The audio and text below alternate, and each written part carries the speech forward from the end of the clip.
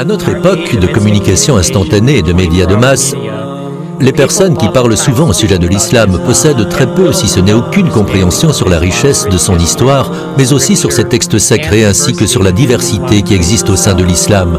Malheureusement, les médias laissent souvent parler les terroristes musulmans au nom de tous les musulmans.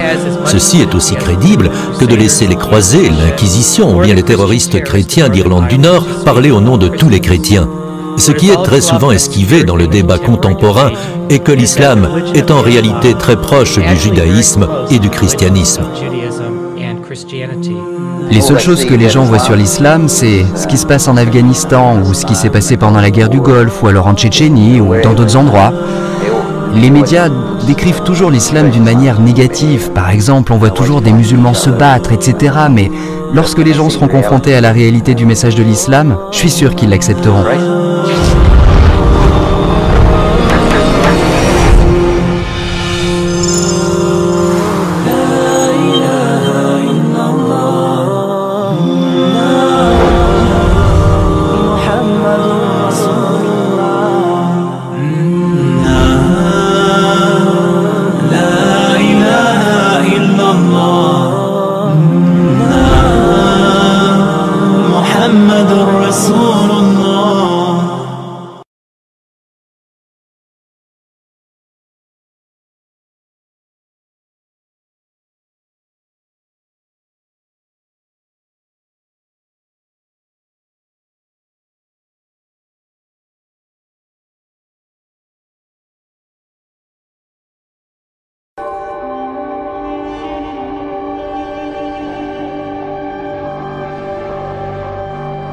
Je m'appelle Jim Al-Khalili et je suis professeur de physique à l'université du Surrey en Angleterre.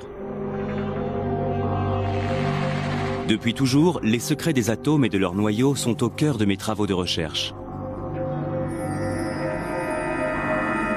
Mais il y a autre chose que vous devez savoir sur moi.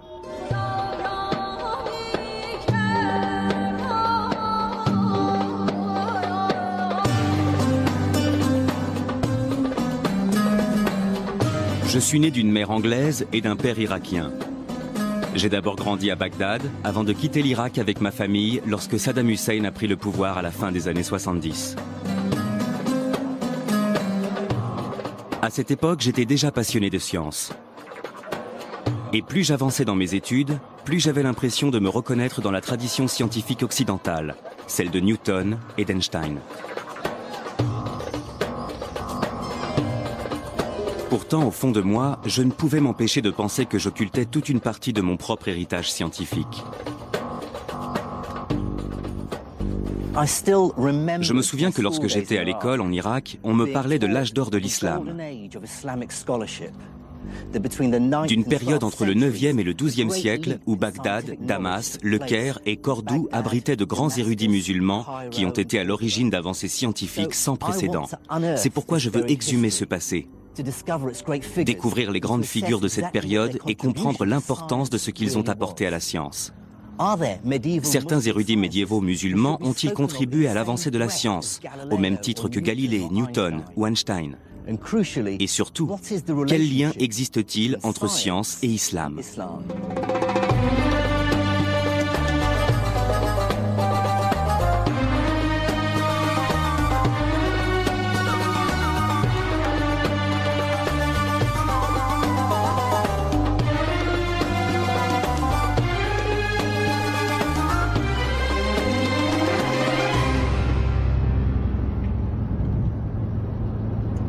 Pour découvrir et retracer l'histoire de l'évolution des sciences dans le monde musulman médiéval, je vais parcourir la Syrie, l'Iran et l'Afrique du Nord.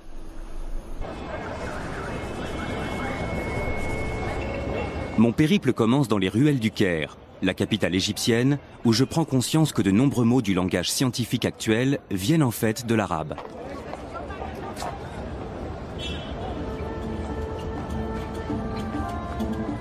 Les mots comme algèbre, algorithme ou alcali sont indéniablement des mots d'origine arabe. Or, ils constituent les fondements de notre science actuelle. Sans algèbre, les mathématiques modernes et la physique n'existeraient pas. Sans algorithme, il n'y aurait pas d'ordinateur. Et il n'y aurait pas non plus de chimie sans alcali.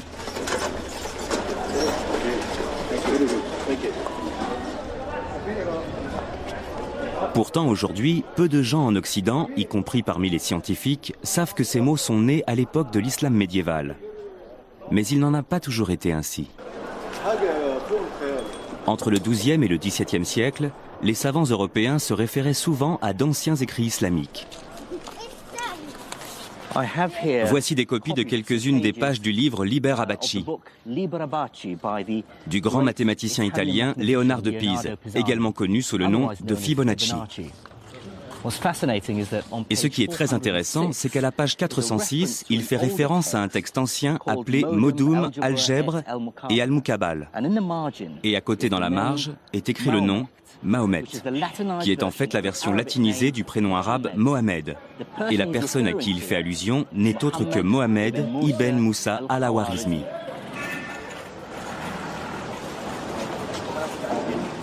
En fait, dans de nombreux domaines comme la cartographie, l'optique ou la médecine, il n'est pas rare de voir apparaître des noms arabes comme celui-ci dans les textes européens du Moyen-Âge. Mais je veux d'abord m'arrêter sur al-Khwarizmi, car ses travaux ont eu un impact fondamental sur notre vie d'aujourd'hui.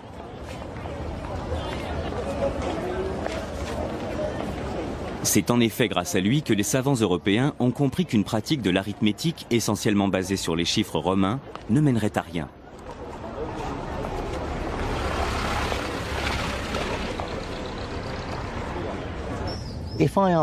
Si je vous demande de multiplier 123 par 11, vous serez peut-être capable de le faire de tête et de me donner le résultat qui est 1353.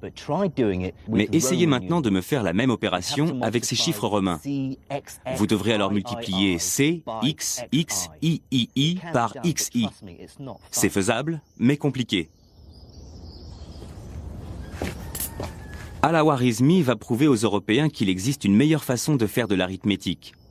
Dans son ouvrage « L'art hindou de calculer », il développe une idée totalement révolutionnaire, celle qui suffit de 10 symboles pour pouvoir représenter n'importe quel nombre.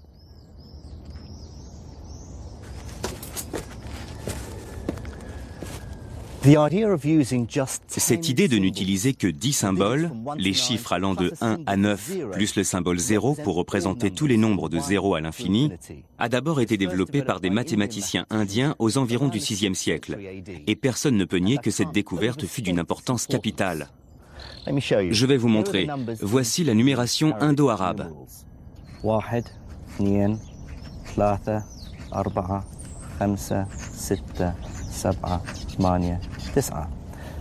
Et voici la numération utilisée en Occident. 1, 2, 3, 4, 5, 6, 7, 8 et 9.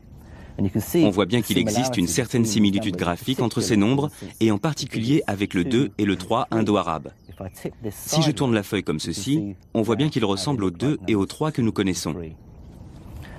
Ce qui est révolutionnaire avec ce système numérique, c'est la façon dont il va permettre de simplifier les calculs arithmétiques.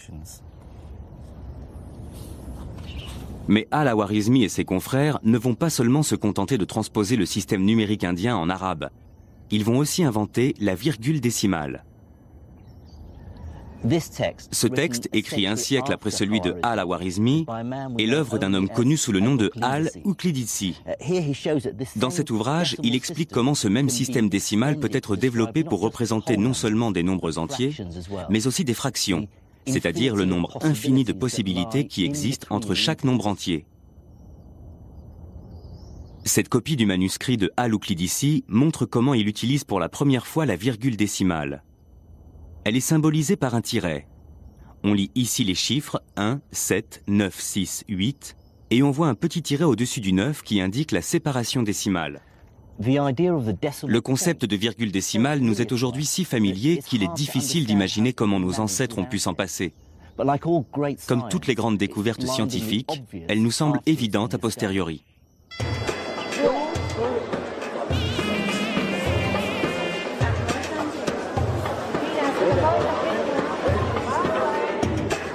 L'histoire des nombres et de la virgule décimale prouve bien que la science avait commencé à se développer dans le monde entier il y a déjà des milliers d'années.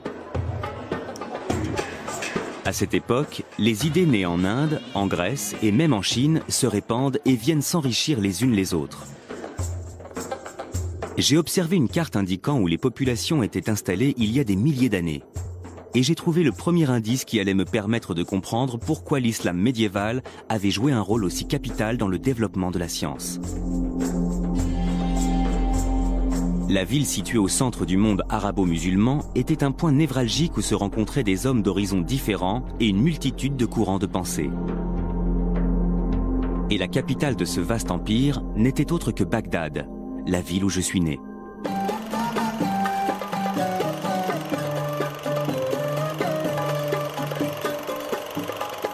Les événements qui la secouent actuellement m'empêchent d'y retourner. Mais il me reste néanmoins les vieux films des années 60 de mon cousin Faris. La Bagdad de l'époque était bien différente de celle d'aujourd'hui et de ses attentats sanglants. Il n'empêche que j'ai grandi avec la fierté d'être né dans l'une des plus grandes villes de l'âge d'or islamique. Bagdad est fondée en 762 avant Jésus-Christ par le calife Al-Mansour. Son objectif est de faire de la cité la grande capitale d'un nouvel empire unifié par l'islam, la nouvelle religion de l'époque. Les califes abbassides estimaient avoir un pouvoir légitime. Ils se réclamaient les descendants directs du prophète Mohammed, le fondateur de la nouvelle religion apparue quelques siècles plus tôt. Mais depuis l'apparition de l'islam, les armées musulmanes avaient rapidement conquis un immense territoire. D'abord confinée aux alentours de Médine, la communauté musulmane va très vite s'étendre hors des frontières de la péninsule arabique. En quelques dizaines d'années, les armées musulmanes envahissent le Levant, l'Afrique du Nord, l'Espagne et la Perse. Il ne faut surtout pas oublier qu'à l'époque, les gens étaient très croyants. Quand ils ont vu la rapidité avec laquelle les Arabes étendaient leur empire, nombre d'entre eux ont pensé que Dieu devait être de leur côté, que le Dieu des musulmans devait forcément être légitime. Donc, beaucoup se sont convertis à l'islam et ceux qui ne l'ont pas fait se sont soumis au pouvoir arabo-musulman.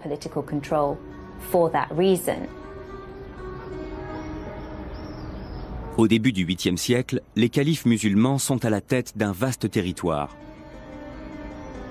Et comme tous les grands empereurs tels que César ou Napoléon, ils vont rapidement comprendre que le développement du savoir scientifique leur permettra d'asseoir leur pouvoir politique.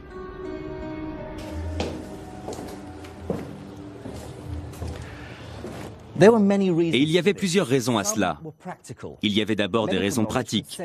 Les connaissances médicales permettaient de sauver des vies et les techniques militaires de gagner des guerres. Les mathématiques pouvaient également aider à gérer les échanges financiers de plus en plus complexes de l'Empire. Mais l'islam allait également jouer un rôle essentiel. Le prophète lui-même avait encouragé ses fidèles à partir en quête du savoir, même si cette quête devait les mener jusqu'aux confins de la Chine. Donc, pour beaucoup de musulmans, étudier et tenter de comprendre le monde créé par Dieu faisait en quelque sorte partie de leurs obligations religieuses. Mais le développement du savoir répondait aussi à des motivations beaucoup moins nobles. Pour bon nombre des membres de l'élite dirigeante arabo-musulmane, l'érudition était aussi un moyen de défendre ses propres intérêts. Détenir le savoir était la preuve de la supériorité du nouvel empire sur le reste du monde.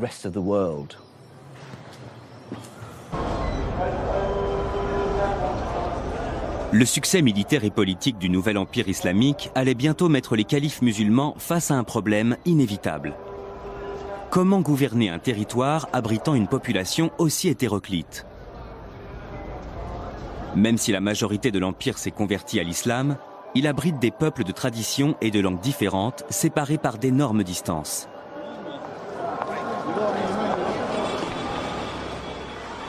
Au début du 8e siècle après Jésus-Christ, le calife Abdul Malik doit trouver un moyen de mettre un terme à la disparité linguistique de son empire. Comme toutes les grandes figures de l'empire arabo-musulman, sa religion lui interdit d'être représentée. Seuls quelques portraits datant d'une époque postérieure à son règne permettent d'avoir une idée de ce à quoi il ressemblait. La solution qu'il va trouver pour pallier ce problème va prendre une ampleur inattendue. Sans le savoir, il sera à l'origine d'une véritable renaissance scientifique. Abdelmalik Ibn Marwan a été le premier à dire « Il faut mettre un terme à ce chaos bureaucratique. On ne peut pas continuer comme ça. On ne peut pas continuer à gouverner comme ça, un immense territoire comme celui-ci avec une telle diversité de langues. » Il voulait gouverner un empire où l'on ne parle qu'une seule et même langue. Et il voulait que ce soit une langue qu'il puisse comprendre. C'est pourquoi il a choisi l'arabe.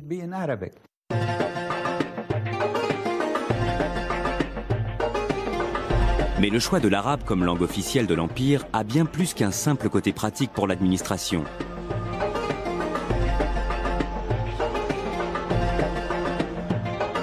Cette décision a également une très grande valeur symbolique.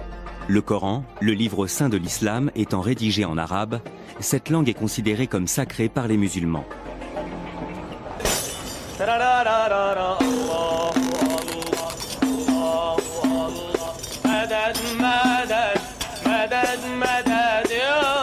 L'arabe coranique revêt un caractère si sacré que son texte est le même depuis plus de 1400 ans. En comparaison, le français a par exemple considérablement évolué en 700 ans. Aujourd'hui, un texte de François Villon ou de Rabelais serait difficilement intelligible pour un francophone, alors que n'importe quelle personne sachant lire l'arabe pourra comprendre le Coran. Depuis la fondation de l'islam, faire des copies du Coran a toujours été considéré comme un art à part et très respecté. Le grand calligraphe Naïef Skaf est installé à Damas, la capitale syrienne. Il effectue des calligraphies à travers tout le pays pour les mosquées et les madrasas, les écoles coraniques. Il a déjà tracé ses lettres des centaines et des centaines de fois. Les mots qu'il écrit sont d'une grande importance pour les musulmans, puisque cette formule ouvre chaque sourate du Coran. Ici, on peut lire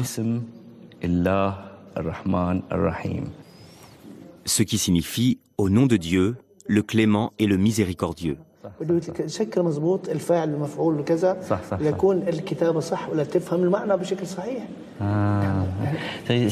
dit que toute la complexité de la calligraphie arabe s'est imposée à eux avec l'expansion de l'islam. Parce que du coup, les calligraphes de l'époque craignaient que le sens du texte coranique finisse par se perdre. S'il était lu par des personnes qui ne parlaient pas arabe, celles-ci risquaient de mal l'interpréter.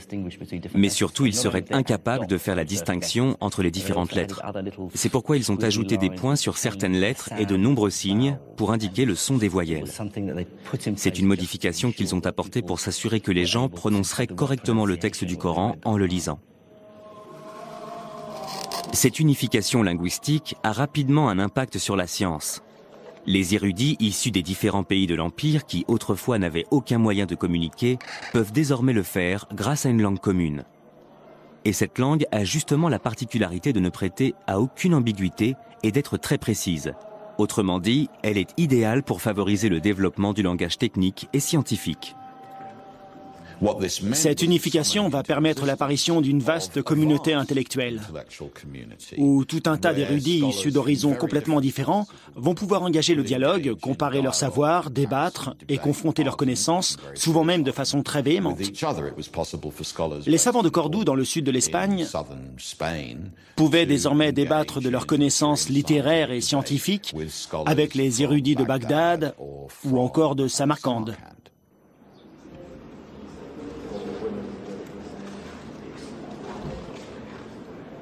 Mais les érudits ne sont pas uniquement motivés par leur seul amour du savoir. La perspective de pouvoir s'enrichir va également les pousser à approfondir leurs connaissances. Au début du IXe siècle, l'élite dirigeante de l'Empire islamique investit des sommes astronomiques dans le financement d'un ambitieux projet qui va permettre à la science de faire un véritable bond en avant.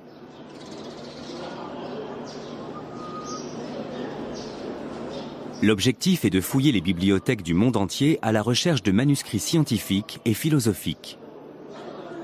En grec, syriaque ou sanskrit, pour ensuite les traduire en arabe.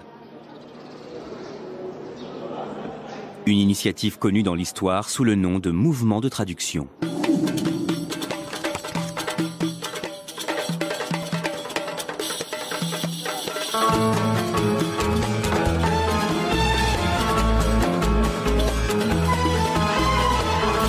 Durant cette période, les érudits de l'Empire vont déployer des efforts considérables dans la recherche de textes anciens. Ramener un livre au calife pouvait en effet se révéler extrêmement lucratif. L'histoire raconte que le calife Al-Mamoun était tellement obsédé par cette quête qu'il avait envoyé des émissaires dans le monde entier simplement pour mettre la main sur les ouvrages qui lui manquaient et les faire traduire. Tous ceux qui lui ramenaient un nouveau livre pour enrichir sa bibliothèque recevaient leur point en or.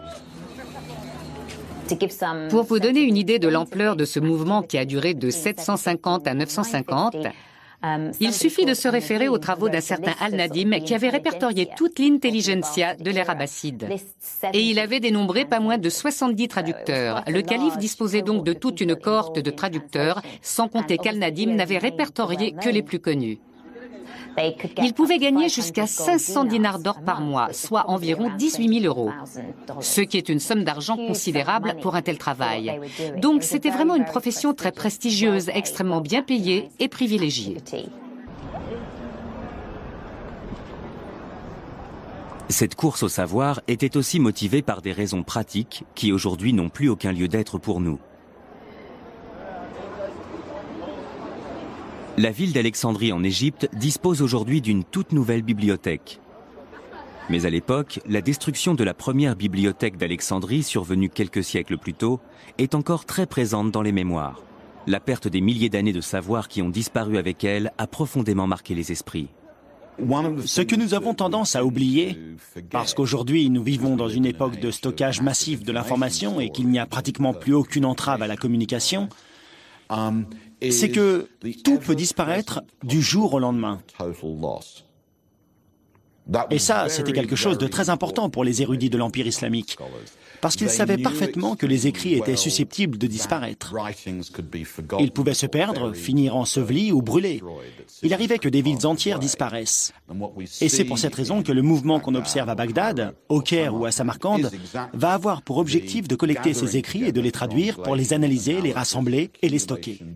Parce que ces manuscrits pouvaient disparaître du jour au lendemain, et il fallait absolument les préserver.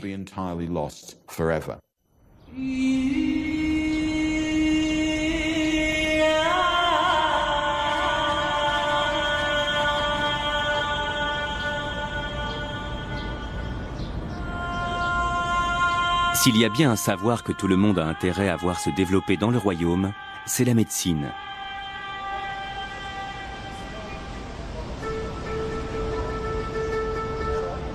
À cette époque, l'espérance de vie est très courte. Les textes anciens prouvent que ce que nous considérons aujourd'hui comme des infections relativement bénignes se révélaient mortelles à cette époque. Face à la maladie, Dieu n'est pas seulement une source de réconfort pour les croyants. Les enseignements religieux servent aussi à rappeler qu'il ne faut jamais abandonner. Dans les hadiths, le recueil des paroles du prophète, Mohammed dit «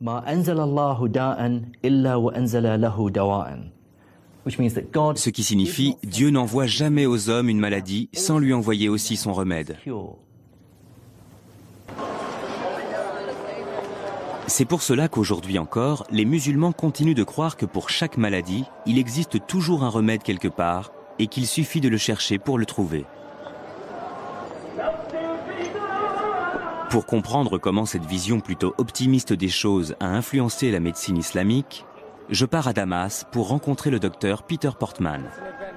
C'est un éminent spécialiste de la médecine islamique et il passe le plus clair de son temps à faire des recherches au Moyen-Orient. Ce que les gens ne comprennent pas, c'est que la médecine islamique fait partie de l'histoire de notre médecine moderne. La médecine universitaire, qui était enseignée chez nous jusqu'au XIXe siècle, était très largement basée sur le travail des médecins de l'Empire islamique.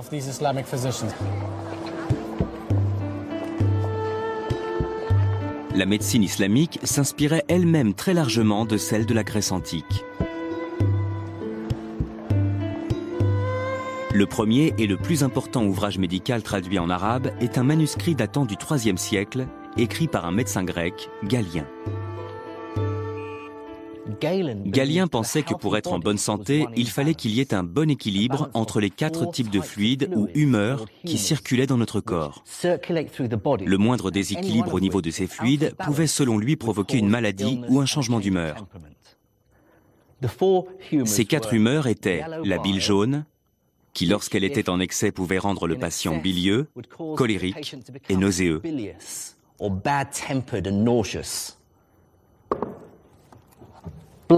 Le sang, qui en trop grande quantité dans l'organisme, pouvait transformer le patient en quelqu'un de sanguin, chaleureux et rouge. La bile noire, qui en excès rendait le patient léthargique, mélancolique et déprimé.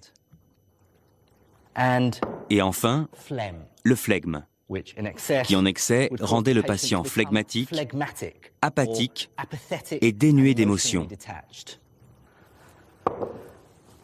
Galien pensait que la maladie était le résultat d'un déséquilibre au niveau de l'une de ses humeurs, et que pour la traiter, il suffisait de débarrasser le corps de l'excès de fluide. C'est pourquoi il préconisait des traitements tels que la saignée ou l'utilisation de vomitifs pour faire régurgiter ses patients. Mais les médecins de l'Empire islamique ont conscience que les travaux de Galien et la médecine de la Grèce antique ne sont qu'une source de savoir parmi tant d'autres. Ils savent qu'il existe d'autres traditions médicales susceptibles de les aider à mieux comprendre le fonctionnement du corps humain. Certains textes arabes médiévaux font mention de sages-femmes, des sortes de guérisseuses qui vendaient des remèdes médicinaux. Une tradition qui existe encore aujourd'hui, comme le prouve cette petite boutique sur laquelle je suis tombé en me promenant dans les ruelles d'Hammamet, en Tunisie. Voici Arafat Nabel. Elle vend des herbes et des épices médicinales depuis plus de 20 ans. Elle prétend posséder des remèdes pour soigner toutes sortes de maladies. Cette herbe, par exemple, ça s'appelle du chi. On prend ça contre les vers dans le ventre et pour les douleurs intestinales. On a aussi le zarnir pour les maladies de peau. Et ça, c'est du tawika. C'est contre les verrues.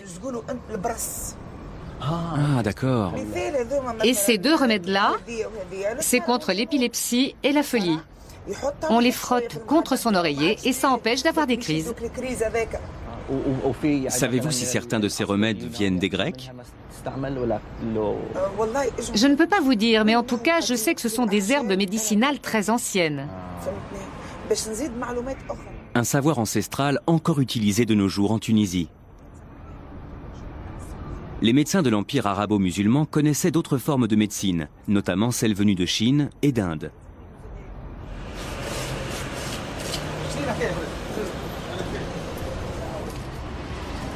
Mais une autre partie de leur savoir leur venait également de leur propre religion, l'islam, et s'inspirait des préceptes du Coran ou des hadiths, le recueil relatant les paroles et les actes du prophète. Dans une librairie de monastir en Tunisie, j'ai trouvé un exemplaire d'un livre très connu que l'on peut se procurer encore aujourd'hui sans aucune difficulté dans tout le monde musulman. Ce livre s'appelle « La médecine du prophète ». C'est un livre très ancien puisque son auteur est né entre 691 et 751 du calendrier musulman, ce qui correspond pour nous au XIVe siècle. Voici un passage très intéressant sur la peste. Ce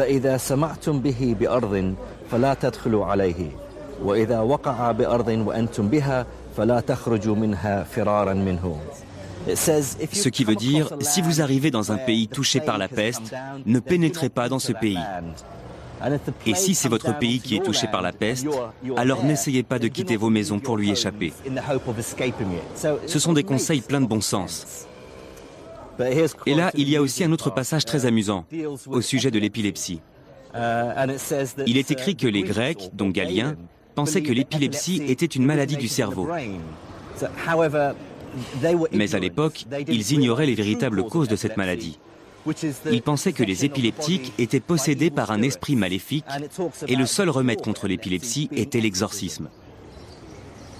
Un point de vue pas vraiment scientifique. Même si l'islam n'a finalement pas apporté grand-chose d'un point de vue strictement médical, il a énormément apporté à la médecine d'un point de vue philosophique.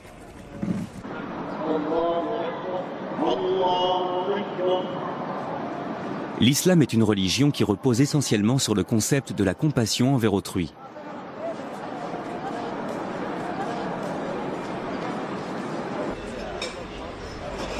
Le docteur Portman s'apprête justement à me faire découvrir l'un des aspects concrets de cette compassion prônée par l'islam. Voici l'ancien hôpital Nour al-Din de Damas. C'est devenu un musée, mais il a été le plus grand hôpital de l'Empire islamique.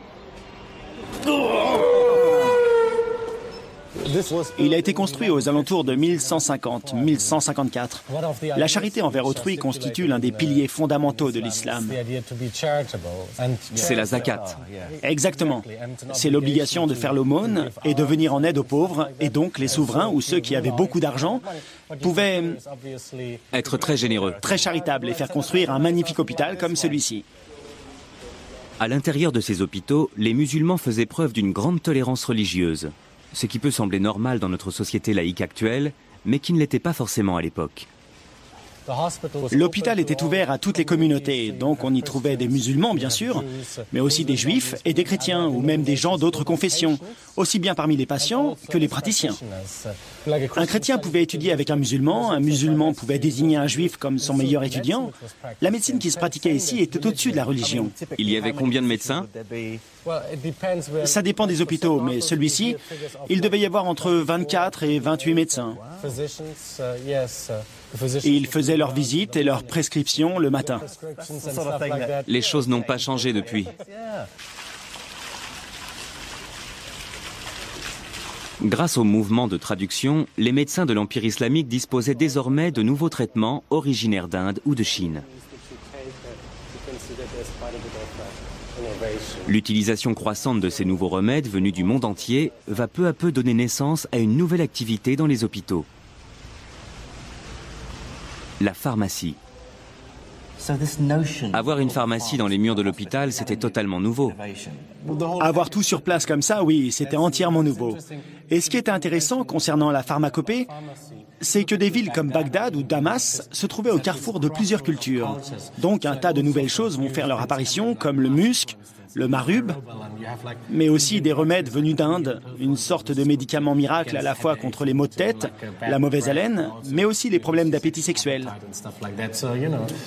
Ça soignait les maux de tête, ça rafraîchissait la laine. Oui, et c'était bon pour... Ça servait de dentifrice, d'excitant et d'analgésique. Du tout en un. Impressionnant. Peter me fait ensuite découvrir un aspect beaucoup moins pittoresque de la médecine arabe, la chirurgie. Il y a ici une magnifique illustration. Ce serait la première illustration anatomique de l'histoire de la médecine. Comme vous le voyez ici, on peut lire Adala, ce qui veut dire muscle. Les différents muscles qui font bouger les paupières. À cette époque, on savait que des muscles contrôlaient... Tout à fait. Le cristallin. Et aussi les mouvements des paupières. Il y a aussi d'autres choses très intéressantes. Il y a des instruments d'ophtalmologie comme par exemple ce petit crochet, utilisé pour soulever la paupière. C'était très utile aux médecins. Bien que ces instruments puissent sembler barbares, la médecine arabe est à l'époque très avancée dans la chirurgie de l'œil. L'un des grands progrès de la médecine islamique est notamment le perfectionnement d'un ancien traitement contre la cataracte, la technique d'abaissement du cristallin. Une méthode dont le taux de réussite dépasse les 60%. Sur un sujet vivant, la cornée serait plus claire et on verrait distinctement une masse opaque derrière la pupille. Pour mieux comprendre en quoi consistait cette opération, j'ai demandé au chirurgien ophtalmologique Vic Sharma de m'apporter quelques explications. La cataracte est une maladie du cristallin de l'œil qui se trouve derrière la pupille. Avec l'âge, le cristallin devient de plus en plus opaque. Et c'est cette opacification du cristallin qu'on appelle cataracte. J'ai amené avec moi une reproduction du couteau qu'on utilisait autrefois pour pratiquer cette opération, ainsi qu'un ouvrage écrit par Al-Boucassis. C'était un grand chirurgien arabe du Xe siècle, plus connu sous le nom d'Al-Zawari. Il faut prendre l'aiguille à cataracte dans la main droite pour opérer l'œil gauche, et vice-versa. Puis enfoncer fermement l'aiguille avec un mouvement rotatif jusqu'à ce qu'elle pénètre dans le blanc de l'œil et qu'on ait l'impression d'avoir atteint une sorte de cavité. Il explique comment déplacer. Exactement. Montrez-nous ce que ça donne en pratique. On va essayer. Ce qu'ils faisaient, c'est qu'ils enfonçaient l'aiguille dans le blanc de l'œil par le côté à la périphérie de la cornée. Et ensuite, on faisait un mouvement de bascule pour faire céder les ligaments du cristallin et ainsi le faire sortir de la pupille pour permettre à la lumière d'entrer de nouveau dans la pupille et améliorer la vision du patient. Après, il y a un problème de mise au point? Forcément, puisqu'il n'y a plus de cristallin. C'est le gros inconvénient de cette technique. Plus tard, les gens ont compensé ça avec des lunettes. Que pensez-vous de l'efficacité et de la modernité de cette méthode? Ils avaient pris la bonne direction. Ils étaient sur la bonne voie, puisqu'ils avaient eu l'idée de retirer le cristallin cataracté de l'axe visuel. Ils avaient compris l'anatomie de l'œil, et ils avaient compris que le cristallin se trouvait derrière la pupille, que son opacification était à l'origine de la perte de la vision, et que donc il fallait le retirer.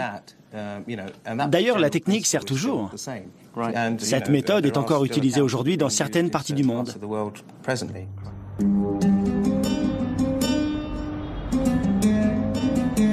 Avoir un regard rétrospectif sur la médecine arabe à la lumière de nos connaissances scientifiques actuelles se révèle finalement assez frustrant. Certaines croyances scientifiques de l'époque étaient totalement absurdes. Mais d'un autre côté, les érudits musulmans avaient une approche scientifique à la fois logique et systématique, ce qui était totalement remarquable pour l'époque et prouve bien qu'ils étaient en avance sur leur temps. Un érudit musulman, plus que tout autre, incarne à lui seul ce lien étroit entre religion et science. Ibn Sina. Mais il est plus connu en Occident sous le nom d'Avicenne. Ce scientifique pluridisciplinaire faisait partie du cercle intellectuel et mondain de la cour. En 1025, il écrit une encyclopédie intitulée Al-Qanun fil Tibb, le canon de la médecine. Dans cet ouvrage, Avicenne reprend et développe toutes les connaissances de ses prédécesseurs, de la Grèce antique, en passant par l'Inde. D'un point de vue historique, quelle est la place de ce livre? C'est un ouvrage capital. Peu de textes ont eu une telle importance historique. C'est une encyclopédie qui va venir balayer tout le reste pour rapidement devenir un ouvrage de référence qui va supplanter bon nombre d'autres textes.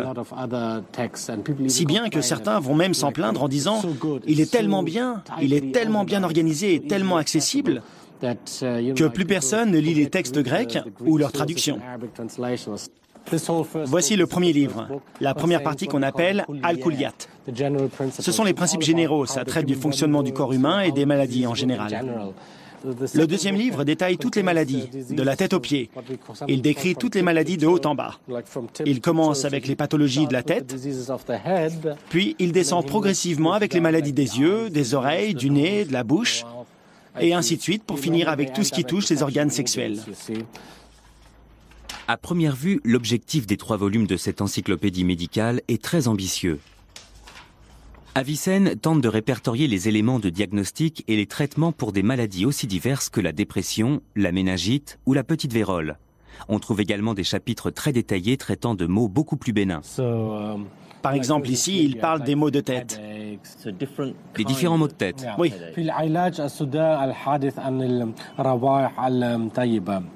Là, il est question des maux de tête causés par les odeurs, les parfums. Là, il parle aussi de ceux liés à l'alcool. Oui, et aussi des maux de tête causés par le sexe. C'est vrai? Personnellement, ça ne m'est jamais arrivé, mais bon, on ne sait jamais. Le traitement préconisé pour ces maux de tête. Ce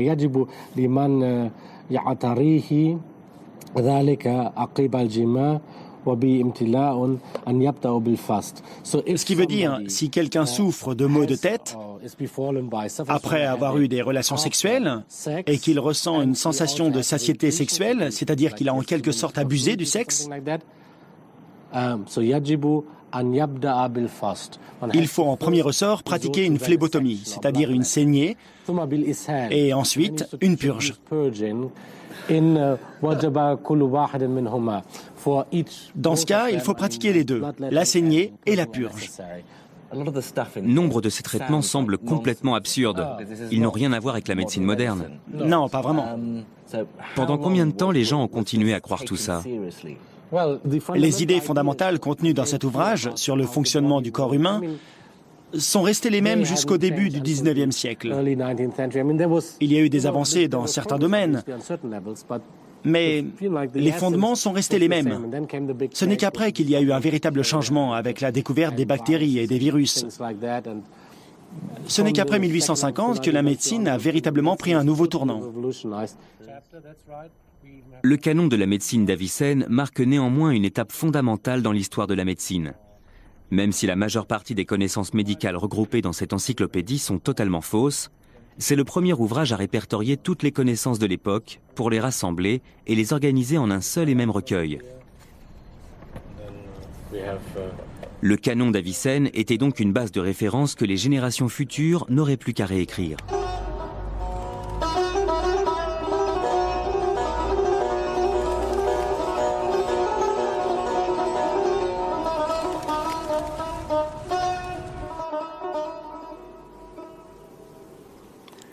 Répertorier de cette façon toutes les connaissances médicales était effectivement une grande avancée. Mais cette obsession des califes de l'Empire arabo-musulman pour les connaissances de leurs prédécesseurs allait bien au-delà du domaine très pragmatique de la médecine. De nombreux califes, comme Al-Mamoun, étaient également persuadés que les érudits de l'Antiquité détenaient aussi des pouvoirs magiques et occultes. De récentes découvertes prouvent les efforts déployés par les scientifiques de l'époque pour découvrir et s'approprier ces mystérieuses connaissances.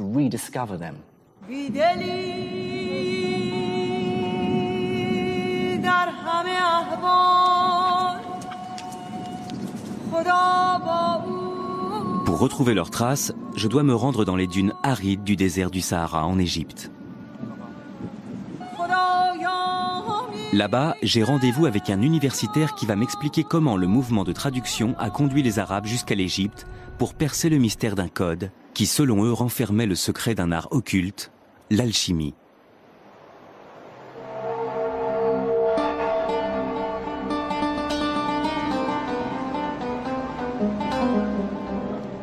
Nous sommes à Saqqara, une ancienne nécropole datant de l'époque pharaonique.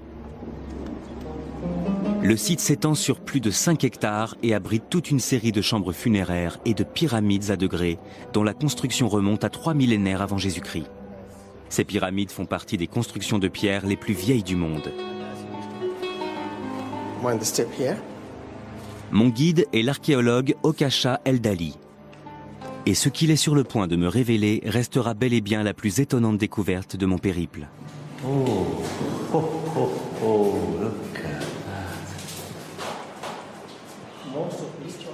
Comme la plupart des gens, j'étais persuadé que les hiéroglyphes égyptiens étaient restés un mystère jusqu'au 19e siècle. Jusqu'à la découverte de la fameuse pierre de Rosette. Un fragment de stèle portant une inscription écrite à la fois en hiéroglyphe et en grec. Une pièce clé qui allait enfin permettre aux savants britanniques et français de déchiffrer les écrits de l'ancienne Égypte. Du moins, c'est ce que dit l'histoire officielle. Mais le docteur Eldali a fait une découverte qui vient totalement contredire cette version des faits. Il a en effet récemment exhumé des travaux d'une valeur inestimable du savant musulman Ibn Wahshiyya. Ce dernier semblait avoir établi une correspondance entre les hiéroglyphes et les lettres de l'alphabet arabe. Si on regarde par exemple ce manuscrit, on voit qu'il indique les hiéroglyphes égyptiens avec leur valeur phonétique. Et les lettres arabes correspondantes en dessous. Ils donnent leur valeur phonétique en arabe en dessous. Regardez ce hiéroglyphe en forme de siège correspondant au sin. Maintenant, regardez là. C'est un S. En égyptien hiéroglyphe, on utilise ce siège pour le son S, ce qui correspond au signe que l'on voit ici. Ceci correspond au nom du dieu Osiris. Osiris. Avec un S. C'est le sin. Ça, c'est la lettre H. On la retrouve ici. C'est le Ha arabe. La vague, elle, correspond à la lettre N, au Nun arabe. Ici, on a le T, et là, le F. Ils représentent tous une lettre? Oui, c'est ça. Comment Ibn Wahshiyya est-il parvenu à déchiffrer les hiéroglyphes? Les premiers savants arabes avaient déjà réussi à faire le lien entre l'égyptien ancien, c'est-à-dire l'égyptien hiéroglyphe, et leur propre langue, le copte. Ils avaient compris que la langue copte n'était ni plus ni moins que l'héritière moderne de l'égyptien ancien. Et s'ils avaient pu faire cette découverte, c'est justement parce que le mouvement de traduction leur avait permis d'avoir accès aux manuscrits coptes. C'est grâce à ces textes que les savants ont pu établir le lien direct qui existait entre l'égyptien hiéroglyphique et l'arabe. Quelle proportion de l'alphabet hiéroglyphique avait-il identifié? Environ 14 lettres, la moitié de l'alphabet hiéroglyphe égyptien. Ce qui est incroyable pour des savants du 9e ou du 10e siècle.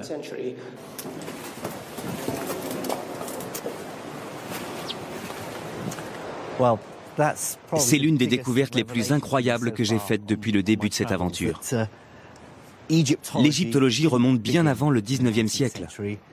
Les érudits musulmans avaient déjà réussi à décrypter les hiéroglyphes, et les raisons qui les ont poussés à le faire sont assez irrationnelles, puisqu'ils l'ont fait parce qu'ils s'intéressaient à l'astrologie et à l'alchimie. C'est encore un autre exemple de tout ce qu'a pu apporter ce grand mouvement de traduction. Ces érudits ne se sont pas contentés de traduire des textes grecs, indiens ou perses. Ils ont aussi traduit des hiéroglyphes. C'est incroyable.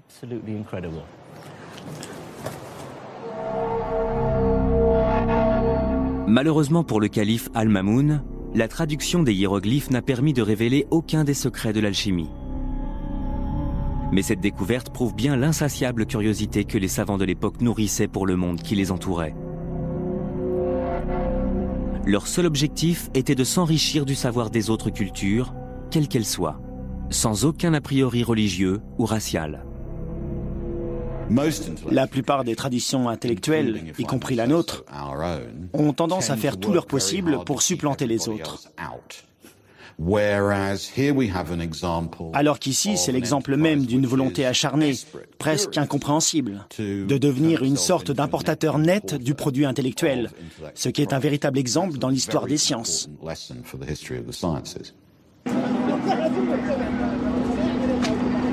Je ne vais pas tarder à découvrir à quel point ce vaste mouvement de traduction a permis à la science de faire un véritable bond en avant. Car il ne faut pas oublier que cette formidable avancée n'a pas seulement été médicale et scientifique. Bagdad, la capitale de ce vaste et puissant empire, allait bientôt devenir une cité florissante et multiculturelle.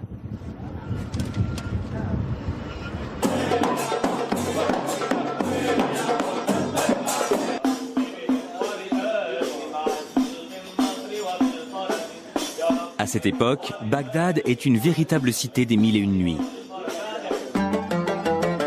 C'est l'époque des puissants et bienfaisants califes, des tapis volants et des grandes odyssées.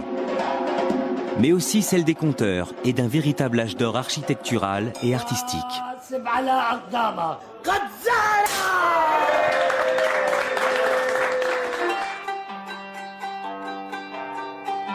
Bagdad est une ville si animée et si rayonnante d'un point de vue culturel qu'un voyageur de l'époque l'a décrite en ces termes. Il n'y a pas plus savants que leurs érudits, plus convaincants que leurs théologiens, plus lyriques que leurs poètes ou plus audacieux que leurs libertins.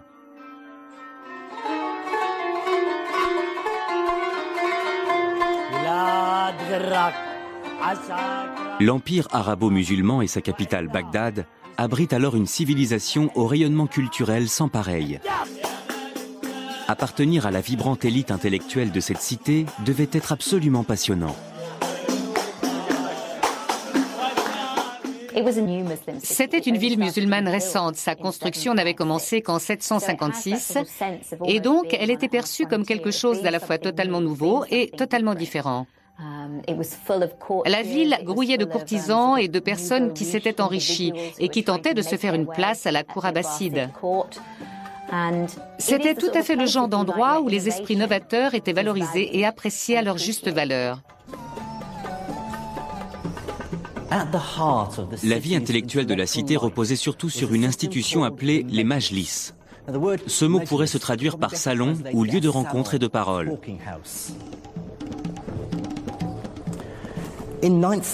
Dans la Bagdad du IXe siècle, l'élite de la ville, c'est-à-dire le calife, ses courtisans, les généraux et l'aristocratie organisaient des réunions.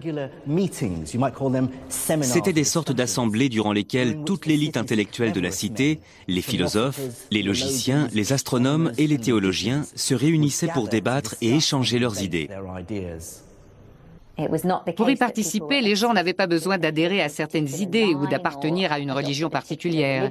Ils étaient libres de donner leur vision des choses et d'exprimer leur point de vue. L'obligation, c'était de s'exprimer dans un arabe parfait et d'avoir un bon raisonnement logique. Ces majlis réunissaient en un seul et même lieu les intellectuels et les plus grosses fortunes de la ville.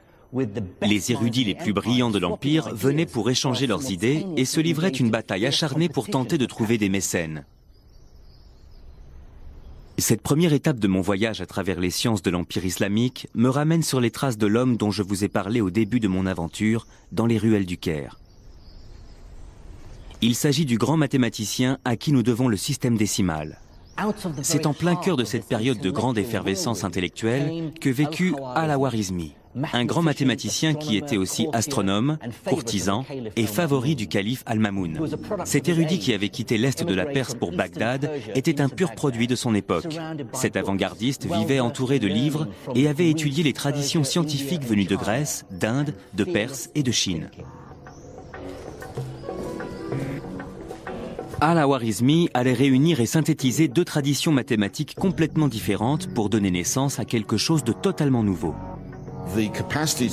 Cette capacité de pouvoir considérer simultanément deux modes de pensée mathématiques complètement différentes va permettre de définir des modèles et d'isoler les aspects les plus importants dans les domaines du calcul et de la mesure. Ça a permis d'accélérer le processus de bouleversement intellectuel. La première de ces traditions mathématiques vient de la Grèce antique. Les mathématiques grecques traitent principalement de géométrie, une science consistant à étudier des figures comme les triangles, les cercles ou les polygones et à calculer les aires ou les volumes. L'autre tradition mathématique dont Al-Khwarizmi va s'inspirer vient de l'Inde. Les mathématiciens indiens étaient à l'origine du système décimal à 10 symboles qui avait permis de simplifier les calculs. Grâce au mouvement de traduction, Al-Khwarizmi avait l'avantage et la chance d'avoir accès aux traditions mathématiques grecques et indiennes. Il était désormais en mesure de combiner l'intuition géométrique avec la précision de l'arithmétique, les figures grecques avec les symboles indiens, pour donner naissance à une nouvelle forme de pensée mathématique plus connue aujourd'hui sous le nom d'algèbre.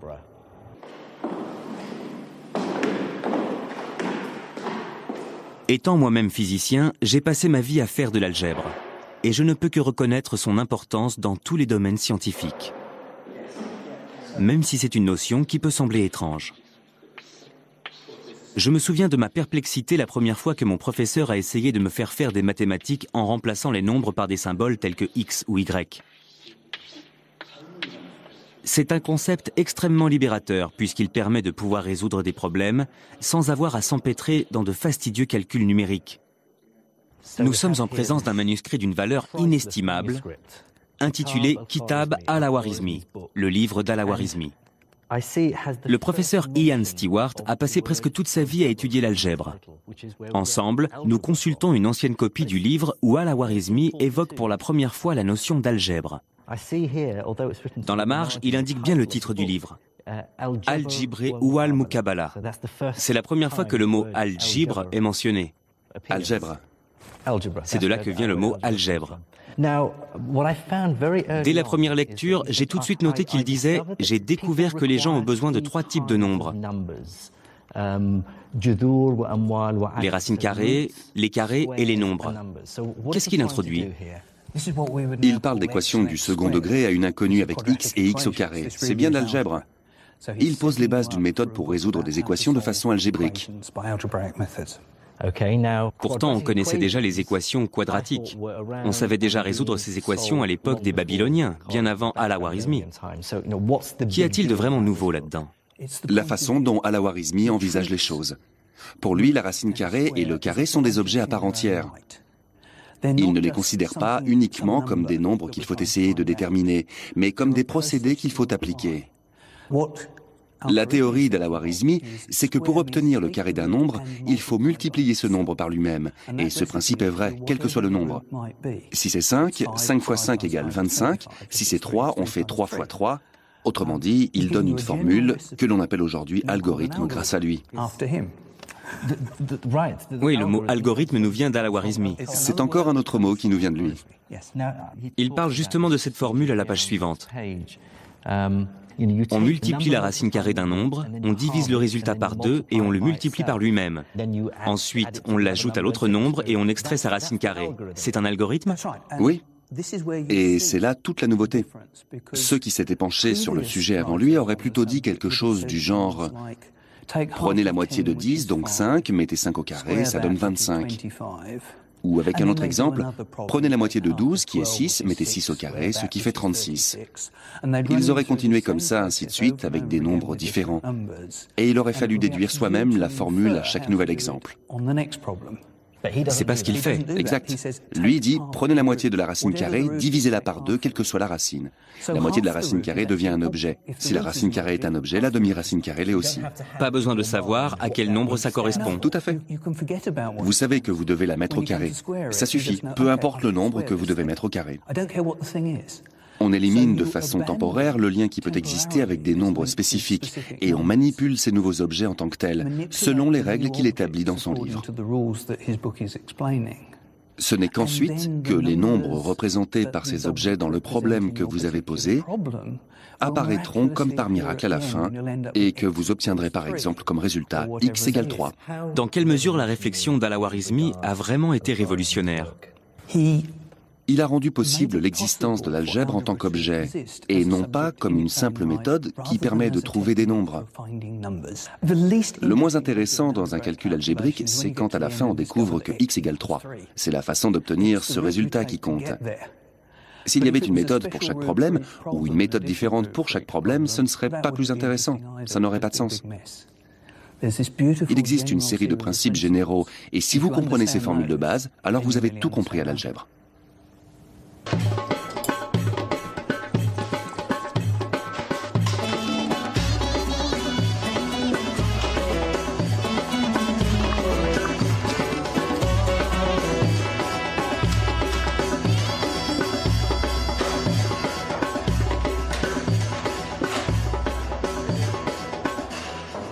En quoi l'algèbre a-t-elle été vraiment importante dans l'évolution du monde? Elle a permis de résoudre toutes sortes de problèmes à travers les âges.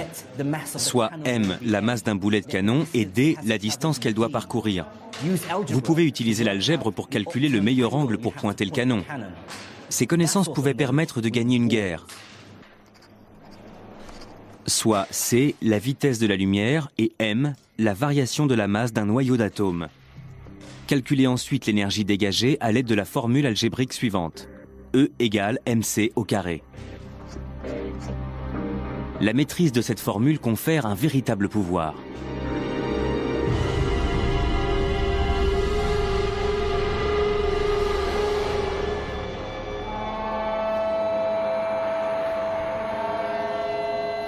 L'algèbre a contribué à créer le monde dans lequel nous vivons. La science d'aujourd'hui n'aurait jamais existé sans elle. Ce simple constat résume à lui seul l'étendue de l'héritage laissé par les érudits de l'islam médiéval. Ils ont exhumé les connaissances scientifiques de la Grèce antique et de l'Inde pour les conjuguer et les développer. De la même façon, notre médecine moderne doit beaucoup aux recherches menées par les médecins de l'ancien empire islamique.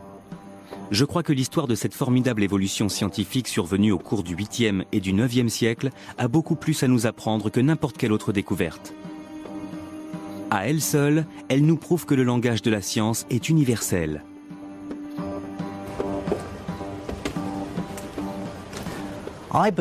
La prouesse la plus remarquable des scientifiques de l'islam médiéval a d'abord été de prouver que la science n'était pas islamique, hindoue, hellénistique, juive, bouddhiste ou chrétienne. Elle ne peut se réclamer d'aucune culture. Avant l'islam, le savoir scientifique était dispersé de par le monde.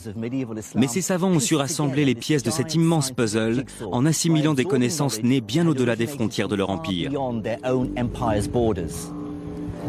Cette immense synthèse du savoir n'a pas seulement donné naissance à une nouvelle science, elle a aussi permis de prouver que la science pouvait transcender les frontières et l'appartenance religieuse. Le savoir scientifique profite à tous les humains quels qu'ils soient. C'est une vision des choses aussi pertinente qu'exemplaire.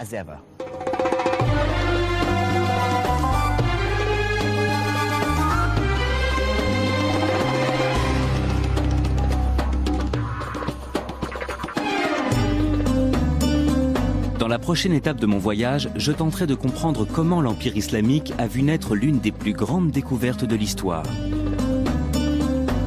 Je vous dévoilerai comment les mathématiques et l'expérimentation se sont rencontrées au cours de la révolution industrielle qu'a connue l'Empire islamique. Et je me rendrai au Caire où je découvrirai comment ces idées ont donné naissance au monde technologique et scientifique d'aujourd'hui.